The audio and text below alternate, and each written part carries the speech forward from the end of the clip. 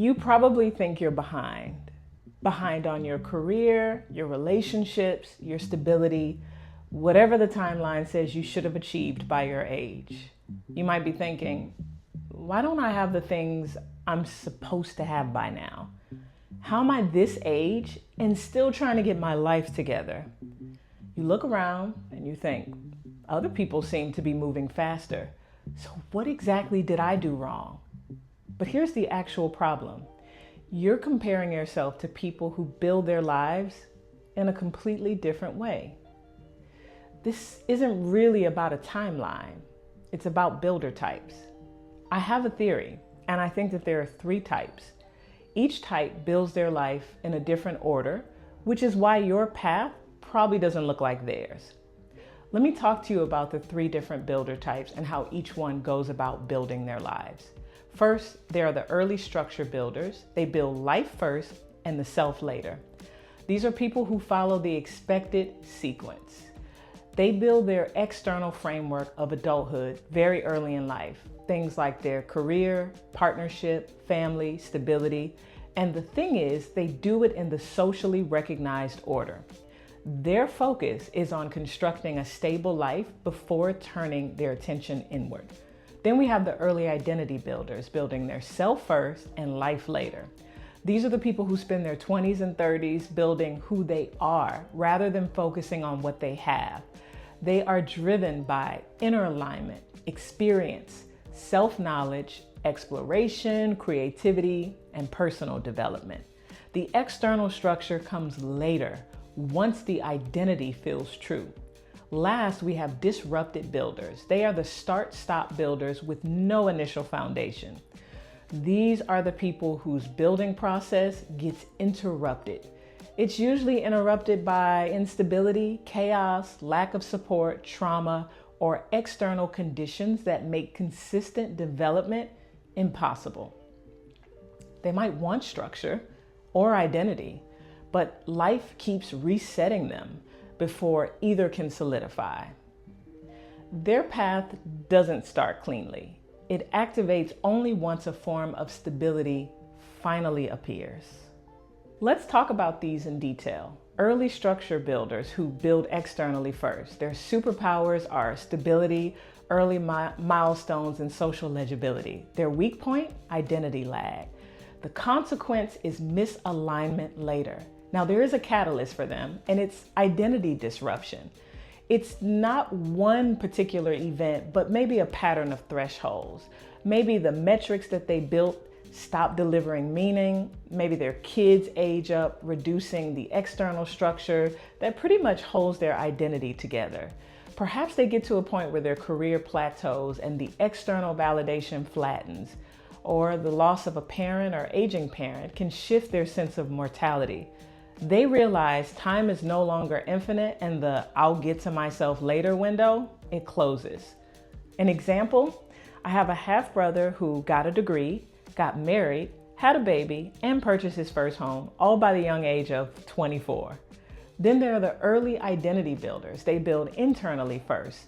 Superpowers are self-awareness and inner clarity. Their weak point is obviously a lack of external scaffolding. The consequence, delayed outward progress. The catalyst is a resource threshold. Internal builders don't act because of pressure. They act when they hit a functional limit on their autonomy. What I mean by this is at some point their identity is solid enough to where they can externalize. They've outgrown instability, they crave structure, or maybe they recognize that inner growth without outer application becomes stagnation. They pretty much hit a ceiling. All the therapy, insight, travel, self-work, it stops evolving their life unless something external changes. They start to want longevity, partnership, roots. Some identity first people build outward when they feel internally aligned, but there are others who build outward when reality catches up. Things like aging with no retirement savings. It's usually going to be one of the two. Now, an example of an early identity builder, myself.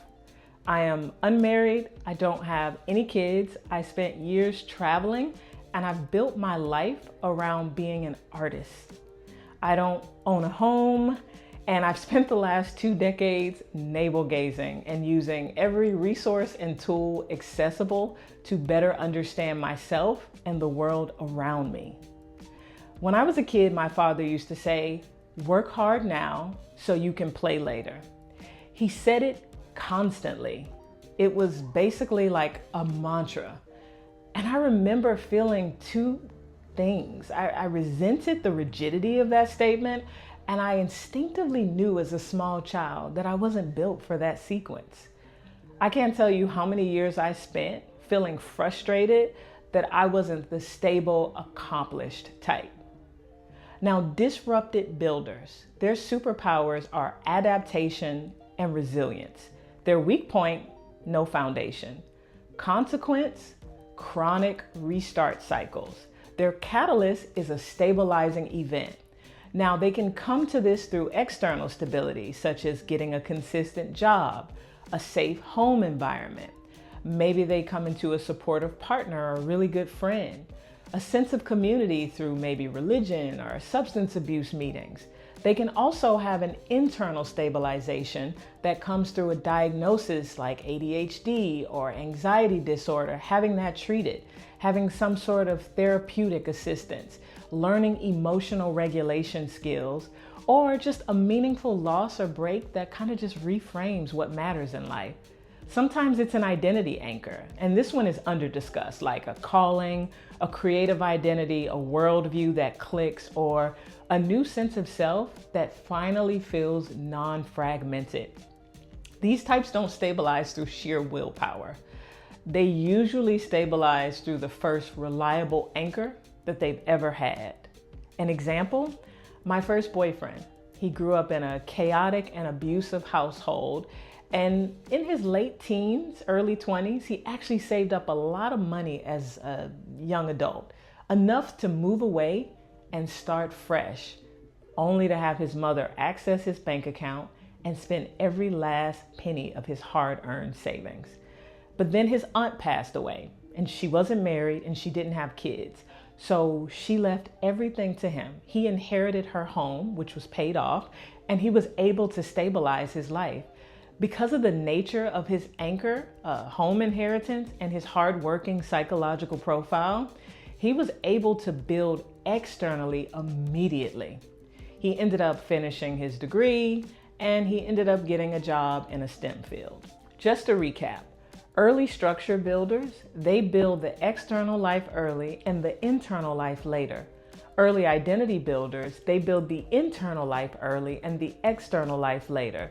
Disrupted builders, they build once stability appears, and the order just depends on the type of stability they receive, meaning they can go internal or external once they stabilize. So here's some questions for you. Did you build your identity first or your structure first? Or was your life just completely stalled through instability? What kind of catalyst caused you to shift attention to another part of your life? Now remember, this isn't a personality test, it's just a pattern recognition tool, and it's all my theory. I think though, once you identify your builder type, the shame around being behind dissolves. You can finally stop comparing yourself to people who are building a different part of their life first. And you can finally identify the one piece of your development that actually needs attention next. Now, there's more to this.